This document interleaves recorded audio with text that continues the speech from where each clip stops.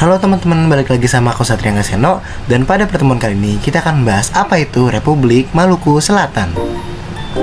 Nah, pertama-tama mari kita bahas apa sih itu Republik Maluku Selatan atau yang biasa disebut RMS. Republik Maluku Selatan adalah sebuah gerakan separatis yang berdiri pada tanggal 25 April 1950 di Kepulauan Maluku, Indonesia. RMS dipimpin oleh Dr. Christian Sumokil dengan tujuan untuk melepaskan Maluku Selatan dari Negara Kesatuan Republik Indonesia. Nah, sebelum lanjut pembahasan, aku akan jelasin peta konsep tentang apa yang akan kita bahas. Pertama, ada latar belakang. Kedua, progres pemberontakan. Yang terakhir ada akhir dari pemberontakan.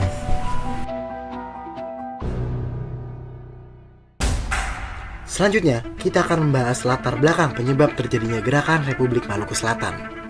Pertama, ketidakpuasan negara Indonesia Timur terhadap penggabungan dengan Republik Indonesia Serikat dikarenakan salah satu tokoh di sana, yaitu Manu Sama, tidak ingin Maluku diduduki oleh ras Jawa. Kedua, merasa bisa berdiri sendiri. Hal ini dikarenakan Maluku pada saat itu memiliki banyak sekali rempah dan sumber daya alam, bahkan hingga diberi nama Pulau Rempah. Tiga, perbedaan jajahan.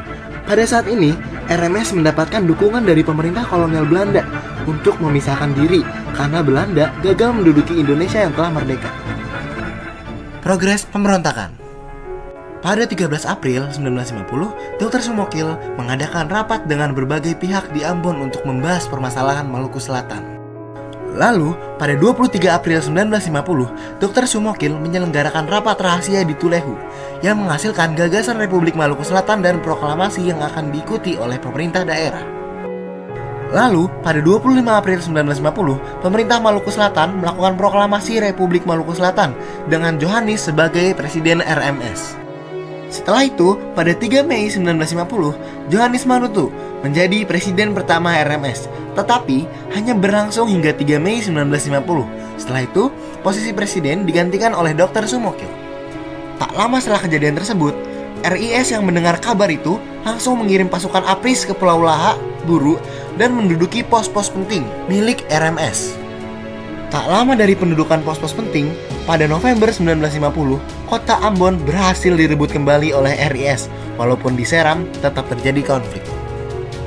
Lalu, pada Desember 1963, pemberontakan RMS telah resmi berakhir dengan ditangkapnya Dr. Sumokil oleh militer Indonesia.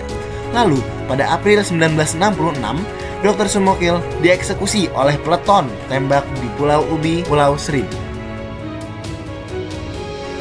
Kesimpulannya, kisah RMS adalah tentang perjuangan kelompok separatis di Maluku Selatan yang berusaha mendirikan negara merdeka pada awal 1950-an. Mereka ingin memisahkan diri dari Indonesia.